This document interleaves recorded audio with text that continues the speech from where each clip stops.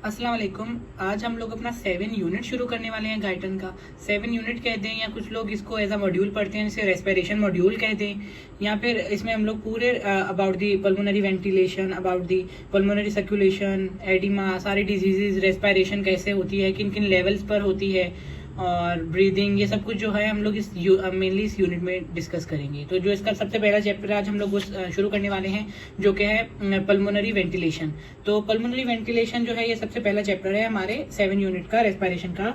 तो उसमें जो हमें शुरू में बताया हुआ है वो क्या लिखा हुआ है, मैंने लिखा हुआ है कि हमारे पास जो रेस्पिरेशन है वो 4 तरीके की होती है। वो 4 तरीके की कौन सी है? पहली है पल्मोनरी वेंटिलेशन। पल्मोनरी वेंटिलेशन वो कि जिसमें हम लोग क्या करते हैं कि inflow and outflow of air between atmosphere and the lung alveoli, जो कि एल्वुलाई और बाहर एटमॉस्फेयर से हम लोग जो एयर की तब्दीली करते हैं उसको हम लोग कहते हैं पल्मोनरी वेंटिलेशन। उसके बाद हम लोग कहते हैं दूसरा लेवल जो है हमारी रेस्पिरेशन का वो क्या है? Diffusion of oxygen and carbon dioxide between the alveoli and the blood. दूसरा लेवल है हमारे पास हमारे जो एल्वुलाई की मेम्ब्रेन है उसके अक्रॉस जो है transportation of oxygen and carbon dioxide जो होती है इन एंड आउट, वो जो है वो सेकंड लेवल है हमारी किसका? हमारी क्या नाम वो रेस्पिरेशन का। उसके बाद थर्ड लेवल जो है वो थर्ड लेवल है transport of oxygen and carbon dioxide in the blood and body fluids to form in tissue, body tissue cell. ठीक है। तो यहाँ पर क्या बताया हुआ है? तीसरा जो लेवल है वो ये है कि ऑक्सीजन जो है वो फिर हमारे ब्लड में आ गई थी सेकंड लेवल पर। तो सेकंड लेवल से फिर जो ब्लड से वो जाए एक्स्ट्रा सेलुलर फ्लूइड, जिसे हम लोग बॉडी फ्लूइड्स कहते हैं, और फिर बॉडी फ्लूइड से वो टिश्यूज में जाए, टिश्यूज के सेल में जाए, उसको हम लोग क्या कहते हैं? उसको हम लोग कहते हैं थर्ड लेवल। अब फोर्थ लेवल क्या है? फोर्थ लेवल है रेगुलेशन ऑफ वेंटिलेशन। कि रेगुलेशन वेंटिलेशन की कैसे होती है तो उसको हम लोग क्या कहते हैं? Fourth level of respiration. उसके बाद हम लोग चैप्टर में नीचे डिफाइन किया हुआ है मैकेनिक्स ऑफ पल्मोनरी वेंटिलेशन। अब मैकेनिक ऑफ पल्मोनरी वेंटिलेशन में क्या मैंने लिखा हुआ है? उसमें लिखा हुआ है muscle that cause the lung expansion and contraction. हम लोगों ने पढ़ा है हमारे एफएससी के लेवल पर कि हमारे जो लंग्स हैं वो एक पहले तो सबसे पहले मैं आपको बता दूं हमारे जो लंग हैं वो बैलून टाइप हैं, बहुत ही इलास्टिक सब्सटेंस से बने हुए हैं। ठीक है, सबसे पहले तो ये हो गया। उसके बाद हम लोग कह रहे हैं वो जो लंग एक्सपेंशन और कॉन्ट्रैक्शन, वो क्योंकि जब हमारी एयर जो है वो इनटू द लंग्स जाती है तो वो एक्सपेंड करते हैं, और जब बाहर आती है तो वो कॉन्ट्रैक्ट करते हैं। उसके लिए हमें कौन कौन सी चीजें हेल्प करती हैं? वो है हमारे मसल्स। अब वो मसल्स के भी हमारे 2 किस्म के होते हैं। एक मसल्स है हमारे इंस्पायरेटरी मसल्स और एक है हमारे एक्सपायरेटरी मसल्स। अभी हम लोग यहाँ पर देखते हैं the lung expanded contract in 2 ways, by down और अपवर्ड मूवमेंट ऑफ डायफ्राम, और दूसरा बाय एलिवेशन और depression of ribs to increase the anterior posterior diameter of chest cavity. यहाँ पर क्या बताया हुआ है? यहाँ पर बताया हुआ है कि हमारी जो लंग की कैविटी बड़ी या छोटी किस वजह से होती है। एक तो हम लोगों ने पढ़ा था हमारे एब्डोमेन और थोरेक्स को एक मस्कुलर पार्टीशन अलग करती है, वो है डायाफ्राम। वो जब अप एंड डाउन जाती है तो हमारे थोरेक्स या लंग की एक्सपेंशन या कॉन्ट्रैक्शन होती है। सेकंड, इसका एक्सपेंशन या कॉन्ट्रैक्शन के लिए कौन सी चीज रोल प्ले करती है? वो है हमारा रिब, हमारे रिब्स या रिब केज। वो जब हमारे एक्सपेंड होते हैं तो हमारा एरिया जो है वो बड़ा होता है। एरिया बड़ा कैसे होता है? हम लोगों ने पढ़ा है रिब हमारे इंटीरियर साइड पर है, तो जब और हमारे पिछली साइड पर जो है वो वर्टिब्रल कॉलम है। तो जब हमारी रिब्स एलिवेट करेंगी तो हमारा एंटीरियर पोस्टीरियर जो है हमारा लंग का वॉल्यूम या हमारी चेस्ट का वॉल्यूम बड़ा होगा। ठीक हो गया। ये 2 चीजें जो रोल प्ले कर रही हैं। अब डायाफ्राम जो है हम लोगों ने पढ़ा है वो तो वैसे मसल्स का बना हुआ है, तो वो बाय एनर्जी यूज करेगा और अप एंड डाउन होता रहेगा। ठीक है, लेकिन जो सेकंड थिंग है रिब तो बोन है, वो तो खुद एलिवेट नहीं कर सकती। उसके साथ कुछ मसल्स हैं जो कि 2 किस्मों के हैं, इंस्पायरेटरी एंड एक्सपायरेटरी। वो हम लोग पढ़ते हैं कौन कौन से हैं। सबसे पहले यहाँ पर एक बात बताई हुई है, एट दी रेस्ट। जब आप रेस्ट में होंगे तो आपके लिए इनफ है कि आप लोगों का जो डायाफ्राम है वही हमारे लंग की कंप्रेशन और एक्सपेंशन करवा सके। मतलब normal quite breathing is accomplished almost entirely by the diaphragm. मतलब डायाफ्राम काफी होगा हमारे लिए हमें इंस्पिरेशन और एक्सपायरेशन करवाने के लिए। लेकिन जब हम लोग एक्टिव ब्रीदिंग में जाते हैं, जब हम लोग एक्सरसाइज करते हैं, थोड़ा सा काम कर लेते हैं, तो तब हमारे लिए जरूरी है, या हमारे काफी ऐसे पोस्चर्स होते हैं बॉडी के जिसमें हम लोगों के लिए जरूरी होता है कि हम लोग एक्टिव ब्रीदिंग करें। और एक्टिव ब्रीदिंग के लिए हम लोगों के लिए सिर्फ डायफ्राम काफी नहीं होगा कि वो कॉन्ट्रैक्ट और रिलैक्स करे। हमारे लिए ये भी जरूरी होगा कि हमारी रिब्स भी एलिवेट हो या डिप्रेस डाउन हो। तो उसके लिए कुछ मसल्स हैं। तो अब उसके लिए मसल्स कौन से हैं? तो वो मसल्स हैं हमारे एब्डोमेन के मसल्स। अभी हम लोग पढ़ते हैं, कुछ एब्डोमेन के हैं और कुछ हमारी नेक रीजन के हैं। यहाँ पर बताया हुआ है के मेकिंग बताया हुआ है rib cage is elevated however project almost directed forward so sternum. अच्छा देखिए अब यहाँ पर बताया हुआ है ये नॉर्मली हमारे जो होती हैं वो रिब्स अटैच होती हैं, ये हमारा वर्टिब्रल कॉलम आ गया समझे एक किस्म से, और ये हमारी रिब्स आ गई। तो पहले ना रिब्स ऐसे स्लांटिंग डाउनवर्ड होती हैं, मतलब जो हमारी अपर रिब भी होगी ना फर्स्ट वो भी ऐसे स्लांटिंग थोड़ी डाउनवर्ड होगी। तो ये थोड़ी डाउनवर्ड होती है, जब इनको मसल्स ऊपर पुल करते हैं तो देखिए ये एरिया कम है, लेकिन जब इसको ऊपर पुल करेंगे तो ये ऐसे मतलब एंटीरियर पोस्टीरियरली ऐसे हो जाएंगी, ऐसे हो जाएंगी, तो उनका जो एरिया है एंटीरियर पोस्टीरियरली वो बढ़ जाएगा, तो मतलब वॉल्यूम इंक्रीज होगा ऐसे। और अबाउट 20% जो है वो इंस्पायरेशन और एक्सपायरेशन जो है ना वो वॉल्यूम किसकी वजह से चेंज होता है, वो हमारी रिब्स की एलिवेशन और डिप्रेशन की वजह से चेंज होता है। उसके बाद में हम लोग कहते हैं कि दो पार्ट्स में डिवाइड किया हुआ है, दो क्लासेस में डिवाइड किया हुआ है, एक इंस्पायरेटरी मसल एक एक्सपायरेटरी मसल। जो इंस्पायरेटरी मसल है या जो इंस्पायरेटरी मसल है जो हमारी रिब्स को एलिवेट करते हैं, उसके लिए हम लोग उनको कैसे याद करेंगे, 3S एंड 1E। पहले ई तो हम लोगों ने हर जगह पर एफएससी के लेवल पे भी पढ़ा है, जो एक्सटर्नल इंटरकोस्टल मसल है। सबसे ज्यादा जो रोल प्ले है वो किसका है, एक्सटर्नल इंटरकोस्टल मसल्स का है। अगर आपसे पूछें, अगर आपने बता दिया कि एक्सटर्नल इंटरकोस्टल मसल्स हमारे रिब्स को एलिवेट या डिप्रेस करवा रहे हैं तो वो काफी होगा, लेकिन जब हमारे पास वेरी एक्टिव ब्रीदिंग होती है तो तब हमारे पास कुछ एक्सटर्नल इंटरकोस्टल्स के अलावा भी काफी मसल जो हैं वो हमारे रोल प्ले कर रहे होते हैं। उसको हम लोग कैसे याद करेंगे, आप बस एक मेमोनिक बना लें 3S जब आप लोग याद करेंगे तो आप लोगों को याद हो जाएगा। और वो कौन से मसल हैं, एक है हमारे पास सेरेटस इंटीरियर, ये एंटीरियर सेरेटाई कहें इसे या सेरेटस इंटीरियर एक ही बात है, जो कि lateral wall of chest cavity पे प्रेजेंट होती है। उसके बाद मैं इनकी पोजीशंस भी आपको बताता हूँ। उसके बाद जो फर्स्ट है वो है स्टर्नोक्लीडोमेस्टोइड मसल जो कि हमारी नेक रीजन का होता है। उसके बाद थर्ड हमारे पास मसल है स्क्लेनी मसल। तो ये जो 3 S है और एक E है, एक्सटर्नल इंटरकोस्टल स्टर्नोक्लीडोमेस्टोइड मसल और हमारे सेरेटस इंटीरियर और स्क्लेनी मसल, ये जो है हमारी रिब को एलिवेट करते हैं और हमारे जो चेस्ट का एरिया है एंटीरियर पोस्टीरियरली है वो है हमारा जो वॉल्यूम है लंग वॉल्यूम वो एक्सपेंड करके बड़ा कर देते हैं अबाउट 20%। अब उसके बाद हम लोग पढ़ते हैं हमारे इंस्पायरेटरी मसल्स जो हमारे लाइक इन्होंने कॉन्ट्रैक्ट किया और हमारे जो लंग की कैविटी है वो इंक्रीज हो गई। जब वो कैविटी इंक्रीज होगी वो उसको डिक्रीज डाउन करने के लिए दोबारा एक और मसल रोल प्ले करेगा जो कि एब्डोमिन का है। तो एब्डोमिन का है तो उसी नाम से हम लोग याद कर लेंगे एब्डोमिनल रेक्टाई और एक और हम लोगों ने एक्सटर्नल इंटरकोस्टल यहाँ पढ़ा था, तो उसके अपोजिट इंटरनल इंटरकोस्टल जो है वो हम लोग ड्यूरिंग दी एक्सपायरेशन पढ़ेंगे। अब हम लोगों ने पढ़ लिए इंस्पायरेशन के 4 मसल थे और इंस्पायरेशन के 2, एक्सपायरेशन के 2, इंस्पायरेशन के 4 मसल से एक्सपायरेशन के 2, एक है एब्डोमिनल रेक्टाई और दूसरा है हमारा इंटरनल इंटरकोस्टल्स। ठीक है, ये बिल्कुल उसके अपोजिट काम करेगा और हमारी रिब्स को डिप्रेस डाउन करेगा।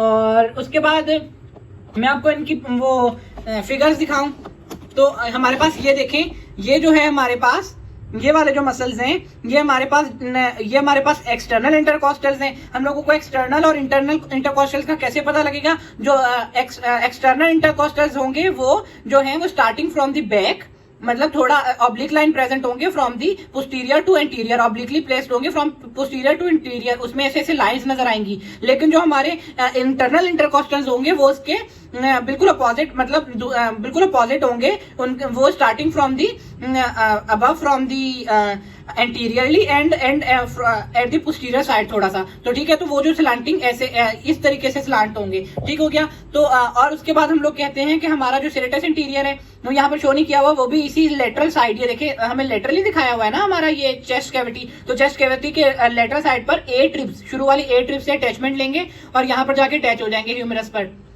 हमारे स्कैप्यूला पर। ठीक हो गया। तो ये जो आ गया हमारे यहाँ पर आ गया सेरेटस इंटीरियर मसल, और जो एब्डोमेन का मसल है वो यहाँ पर होगा, जो इसको देखिए इसको ऊपर खींच रहे हैं। यहाँ पर एक और स्टर्नोक्लीडोमेस्टोइड मसल जो कि हमारी क्लेविकल से अटैचमेंट लेगा, वो एक मसल होगा। और बाकी जो मसल हमारा एब्डोमिनल रेक्टाई है वो यहाँ पर होगा, वो यहाँ से नीचे इसको खींचेगा। ये देखिए एब्डोमिनल रेक्टाई जो है वो इसको यहाँ पर लगा हुआ है, नीचे खींचेगा, तो ये जो डिप्रेस करेंगे और ये ऊपर खींच के इसको जो है एलिवेट करेंगे। और ये देखें यहाँ पर ये नीचे का स्लांटिंग डाउनवर्ड था, जब ये स्लांट अपवर्ड हुआ है तो देखिए एरिया बढ़ा है जी, बिल्कुल बढ़ा है, कितना 20% अप्रॉक्स। उसके बाद हम लोगों ने देखा कि यहाँ पर एक और चीज लिखी हुई है, pressure that cause movement pressure that cause movement of air in and out of the lungs. अभी हम लोगों ने देखा है द लंग, हम लोगों को पता है लंग्स जो है वो इलास्टिक है, मैंने आप लोगों को बैलून लाइक एक्सपेल, मतलब अंदर भी एयर जा सकती है बाहर भी आ सकती है, लेकिन इसके लिए एक चीज मशहूर है, ये हमारे मीडियस्टर्नल कैविटी में प्रेजेंट होते हैं, मतलब थोरेक्स में प्रेजेंट होते हैं। वहां पर ये सिर्फ बाय हमारे ना ट्रेकिया से वो हमारे दो जो प्राइमरी ब्रोंक्यूल्स है, हमारा ट्रेकिया जो है वो सिंगल पाइपलाइन है जो कि हमारे चेस्ट में से जाती है, तो वो जाके आगे बाइफरकेट होती है इनटू ब्रोंकस में, वो दो ब्रोंकस में बाइफरकेट होती हैं, दो ब्रोंकाई में बाइफरकेट होती है, जिनको हम लोग प्राइमरी ब्रोंकाई कहते हैं। तो यहाँ पर एक चीज लिखी हुई है, इतनी कोई खास चीज तो नहीं है, बस ये लिखी हुई है कि हमारे जो लंग है ना वो फ्लोट कर रहे होते हैं थोरेक्स में। फ्लोट कैसे कर रहे होते हैं, हमारे ऐसे फ्लोट कर रहे होते हैं कि ना वो क्योंकि वो जुड़े, अब देखिए आप एक चीज को यहाँ पर बांध दें, दो चीजों को, तो वो नीचे दो चीजों को यहाँ पर बांध दें तो वो फ्लोट ही कर रही होंगी ना, क्योंकि वो सिर्फ यहाँ से अटैचमेंट ले रही है, तो इसीलिए फ्लोट कर रहे होते हैं। पर अगर हम लोग देखते हैं, अगर हम लोग लंग्स को बाहर निकाल देंगे या नॉर्मल कंडीशन में वो बिल्कुल ऐसे मतलब ऐसे जकड़े में पड़े होंगे, लाइक बिल्कुल कंप्रेस फॉर्म में होंगे। लेकिन जो हमारी चेस्ट कैविटी है या हमारी जो हमारे एक प्लूरल स्पेस है जो between two pleura of lungs में प्रेजेंट होती है, two pleura of the lungs में प्रेजेंट होती है, उसके लिए बताया गया है कि उसमें एक फ्लूइड प्रेजेंट है जिसे हम लोग कहते हैं प्लूरल फ्लूइड। उसका जो प्रेशर है वो नेगेटिव में होता है। और यहाँ पर हमारी यहाँ पर एक और चीज लिखी हुई है, पहले मैं आपको ये बता दूं कि हमारा हमारा जो थोरेसिक कैविटी है ना, वो ऐसे हम लोगों को जब हम लोग इंटरनली देखेंगे तो हम लोगों को ऐसा लगेगा जैसे लंग उसके साथ चिपके हुए हैं। अभी वो चिपके क्यों हुए हैं मैं उसकी भी आपको रीजन बताता हूँ, लेकिन आप लोगों को जब आप लोग देखेंगे तो हम लोगों को ऐसे लगेगा जैसे the lung are held to the thoracic wall as if glued there, जैसे वो वहां पर ग्लू के साथ चिपका दिए गए हैं। उसके बाद हम लोगों का टॉपिक आता है plural pressure and it's changes during the respiration. अब हम लोग देखते हैं प्लूरल प्रेशर क्या है और वो चेंज कैसे होता है इंस्पिरेशन और एक्सपायरेशन के दौरान। ठीक हो गया। पहले तो हम लोग कहते हैं प्लूरल प्रेशर, जो मैंने आपको बताया, जो दो हमारे प्लूरा हैं, वाइसरल प्लूरा और प्राइटल प्लूरा, दो लेयर्स है ना हमारे प्लूरा की जो कि कवर करती है हमारे लंग्स को, दो लेयर्स, उनके बीच में एक स्पेस होती है इंटरप्लूरल स्पेस, उसमें जो फ्लूइड प्रेजेंट होता है इसको हम लोग कहते हैं इंटरप्लूरल फ्लूइड या प्लूरल फ्लूइड। अब यहाँ पर क्या लिखा हुआ है, pleural fluid is pressure of the fluid in the thin space between the lung pleura and the chest wall pleura.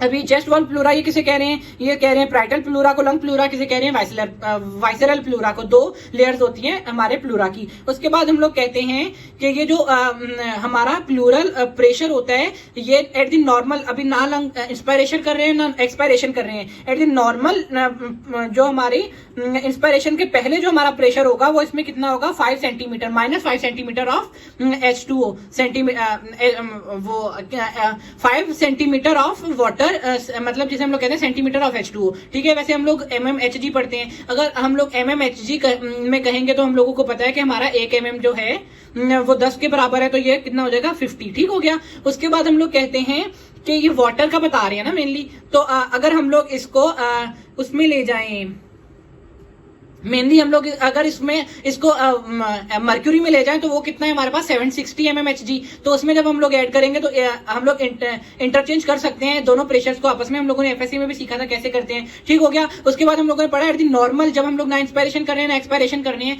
फौरन इंस्पायरेशन से पहले, क्योंकि देखिए अगर आप लोगों ने एक्सपायरेशन से पहले कहते हो तो इंस्पायरेशन तो की हुई थी, अंदर एयर है, नॉर्मल कंडीशन तो नहीं हुई, लंग एक्सपेंड है, इसीलिए हम लोग कह रहे हैं इंस्पायरेशन से पहले। जब कोई हम लोगों ने एयर जो है वो एयर अंदर नहीं मतलब वो इनपुट की, उससे पहले जब हम लोग देखेंगे तो हमारा जो प्रेशर होगा -5 सेंटीमीटर ऑफ वाटर होगा।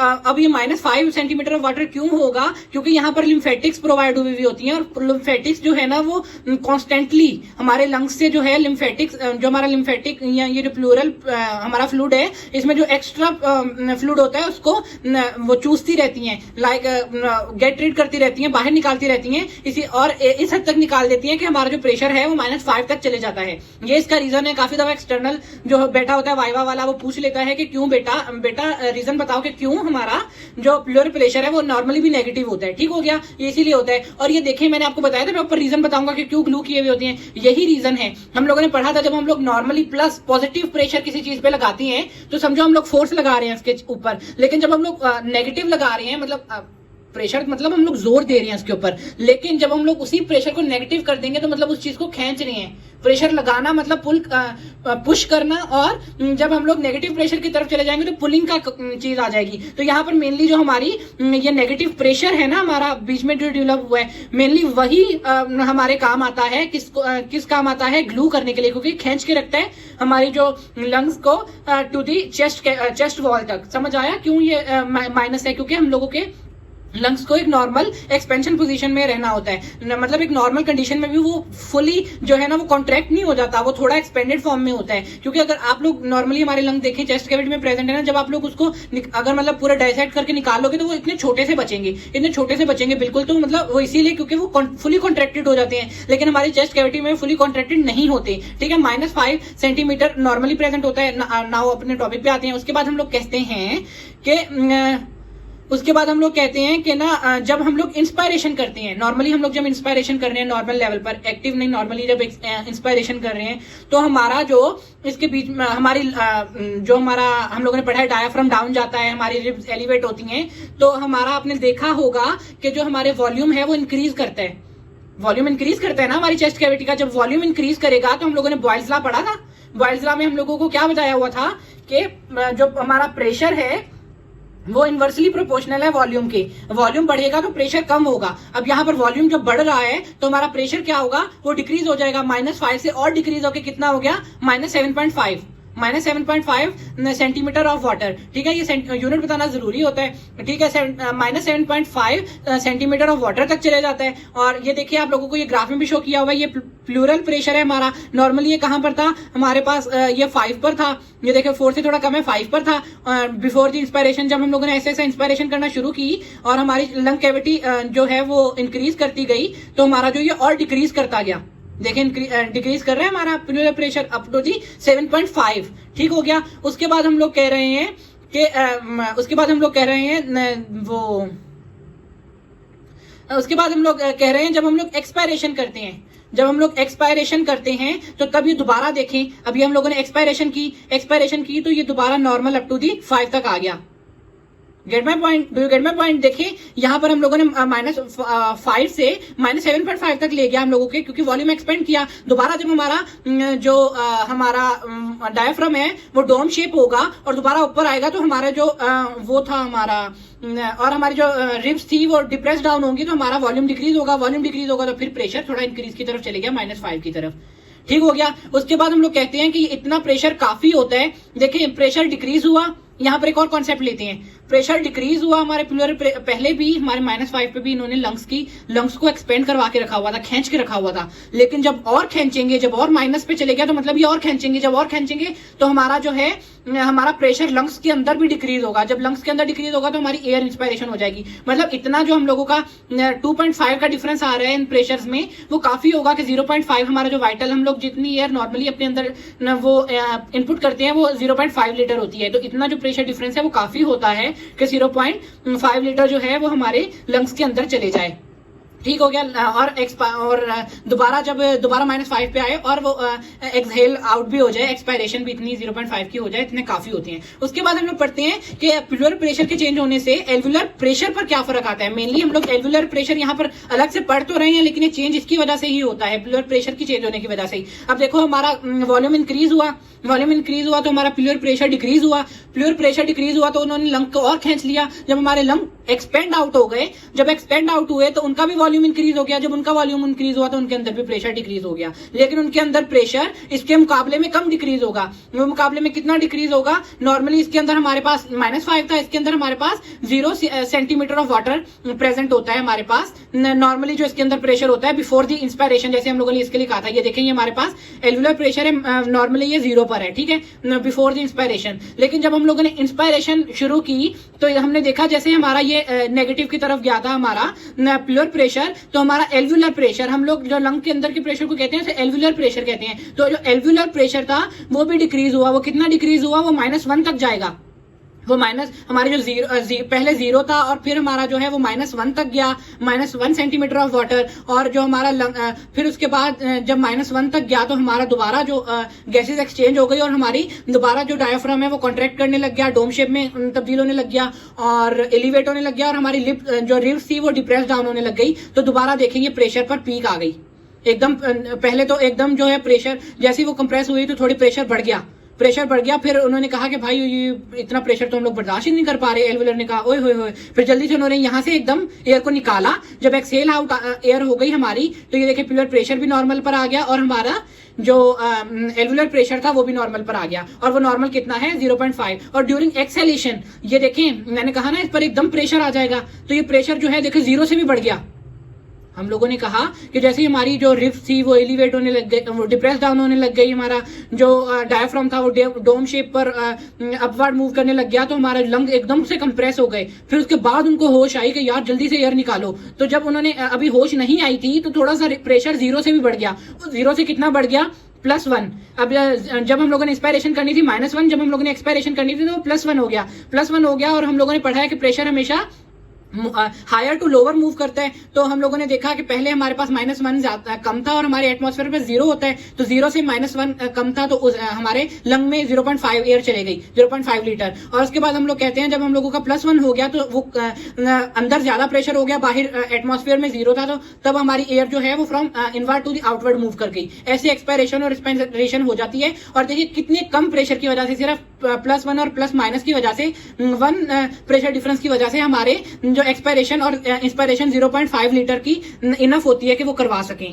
उसके बाद हम लोग कहते हैं कि जो यहाँ पर बताया हुआ है कि जो हमारे 1 to 2 सेकंड हमारे लगते हैं, किसमें 2 सेकंड अबाउट लगते हैं हमारे इंस्पायरेशन में और उसके क्वाइट मतलब नॉर्मल क्वाइट इंस्पायरेशन। ये नहीं आप लोग डीप ब्रीथ ले रहे हैं तो कहीं हम लोगों के सिर्फ 2 सेकंड ही लगेंगे, तब ज्यादा भी लग सकते हैं। नॉर्मल क्वाइट ब्रीथिंग में 2 सेकंड में इंस्पायरेशन हो जाती है और 2 to 3 सेकंड में हमारी एक्सपायरेशन होती है। ठीक हो गया, ये हमारा था टाइम। उसके बाद हम लोग कहते हैं एक और प्रेशर है ट्रांसपल्मोनरी प्रेशर। ट्रांसपल्मोनरी प्रेशर को हम लोग रिकॉइल प्रेशर भी कहते हैं। अब पहले तो देखें वॉल्यूम में डिफरेंस क्या आया। पहले तो मैं आपको ग्राफ समझा दूं, ये दोनों मैंने आपको समझा दिए। उसके बाद ये देखें ये हमारा वॉल्यूम है, वॉल्यूम में क्या फर्क आया। पहले देखें नॉर्मल पर हमारी 0 पर था वॉल्यूम एकदम इंक्रीज गया जब हमारा वो डायफ्राम नीचे गया और हमारा जो डायफ्राम नीचे गया, इंस्पायरेशन में डायफ्राम नीचे गया था और हमारा जो रिब्स थी वो एलिवेट की थी तो हमारा लंग वॉल्यूम इंक्रीज हो गया। कितना 0.5 इंक्रीज किया तो 0.5 लीटर एयर हमारी इंस्पायर हो पाई ना। उसके बाद हम लोग कहते हैं दोबारा ड्यूरिंग दी एक्सपायरेशन, दोबारा ये देखें, दोबारा ये जो हमारा ग्राफ है वो जो डाउन आ रहा है, वो डाउन क्यों आ रहा है, क्योंकि हमारा जो लंग है वो कॉन्ट्रैक्ट कर रहे हैं और हमारी एयर एक्सेल आउट हो रही है तो हमारा जो लंग वॉल्यूम है वो डिक्रीज कर रहा है। यहाँ पर देखिए प्रेशर इंक्रीज कर रहा है तो वॉल्यूम डिक्रीज कर रहा है। होप सो कि आप लोगों को समझ आई होगी। उसके बाद हम लोग कह रहे हैं कि उसके बाद हमारे पास एक और प्रेशर टर्म आता है जिसको हम लोग कहते हैं ट्रांसपल्मोनरी प्रेशर। उसको हम लोग नॉर्मली क्या कहते हैं, ये रिकॉइल प्रेशर है। हम लोगों के लंग ने एक्सपेंड किया, उसके अंदर एक इलास्टिक थी ना, लाइक अब बैलून के अंदर आप एयर भर देते हो, जब उसको छोड़ते हो तो वो फौरन ऐसे तो नहीं रहता कि वो बिल्कुल उसी स्टेट में रहे जिसमें आपने एयर भर दी। वो फौरन दोबारा, क्योंकि उसकी इलास्टिसिटी होती है, तो दोबारा कॉन्ट्रैक्ट करने की और हवा को बाहर निकालने की कोशिश करता है। सेम चीज यहाँ पर भी होती है, उसको हम लोग कहते हैं रिकॉइल प्रेशर। और वो उसकी डेफिनेशन क्या है, the difference between alveolar pressure and pleural pressure is equal to transpulmonary pressure. अब इनके बीच में जो प्रेशर डिफरेंस आएगा, प्रेशर डिफरेंस, उसको हम लोग ट्रांसपल्मोनरी प्रेशर कहते हैं और इसको हम लोग रिकॉइल प्रेशर कहते हैं। रिकॉइल प्रेशर मतलब कितनी जोर से, कितने प्रेशर के साथ वो दोबारा वापस आएंगे जब हमारी एयर देखेंगे ओए होए, जब ये मतलब ये लंग्स को लगा बहुत ज्यादा प्रेशर बढ़ गया है, तो जब उनको होश आई तो उन्होंने एकदम जब ये जो इसकी कैपेसिटी है वापस आने की एकदम कॉन्ट्रैक्ट करके एयर को बाहर निकालने की, उसको हम लोग क्या कह रहे हैं, ट्रांसपल्मोनरी प्रेशर या रिकॉइल प्रेशर। ठीक हो गया, होप सो कि आप लोगों को समझ आया होगा। उसके बाद हम लोग नेक्स्ट वीडियो में इंशाल्लाह डिस्कस करेंगे compliance of the lung and surface tension और सर्फेक्टेंट के बारे में। इंशाल्लाह मिलते हैं नेक्स्ट वीडियो में। अगर कोई क्वेश्चन हो तो आप कमेंट सेक्शन में पूछ लें। Thank you very much. Allah Hafiz.